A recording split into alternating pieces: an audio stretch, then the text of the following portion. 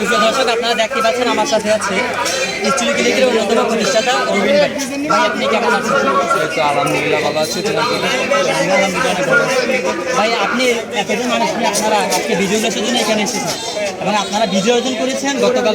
সব কিছু মিলিয়ে আপনার অনুভূতিটা কেমন আছে? ভাই আসলে ভিতরে কান্না আসছে। কেন কান্না আসছে? 3 দিন মনে করেন যে টানা 3 দিন ঘরের বাইরে ছিলাম মূলত।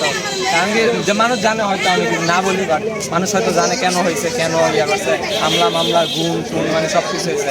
এমনকি কালকে যে স্বাধীনতা 3টা বাজে হয়েছে, এর আগে পর্যন্ত 12টা পর্যন্ত কিন্তু দেশের ভিতরে আমাদের দাউদকান্দিতে অনেকে হামলা করছে, মামলা করছে, পাট্টন মারছে, গুলিও করছে, ঠিক আছে। কিন্তু তারপরে আমাদের যারা ছিল, আমাদের ভাই, আমাদের বন্ধু, আমাদের শিক্ষার্থী যারা ছিল, কেউ ভয় পায় না, ঠিক আছে। আর এখানে কোনো অন্য কোনো দলের কোনো কেউ ছিল না, ঠিক আছে। এমন কেউই ছিল না যে অন্য দল বা এমন কিছু করছে। সবাই সাধারণ শিক্ষার্থী ছিল, সবাই সাধারণ ছিল, ঠিক আছে। কারণ এই যে ট্যাগ লাগাইছে রাজাকার, জামাত শিবির, এইসব আসলে এখানে কেউই ছিল না।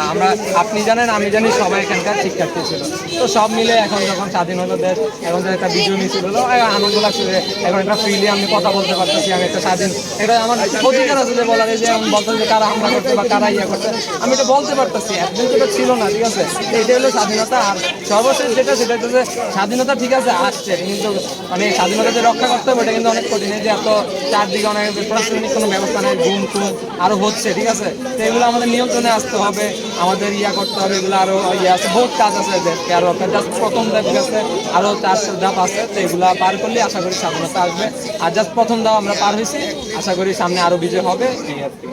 এবং গতকালকে আমরা দেখেছি বিজয় অর্জনের পরপরই আমাদের বিভিন্ন আওয়ামী লীগের বাসায় হামলা হয়েছে, ওইটার সম্পর্কে আপনি কি বলতে চান? এবং আপনাদের শিক্ষার্থীরা এখানে সংযুক্ত ছিল কিনা?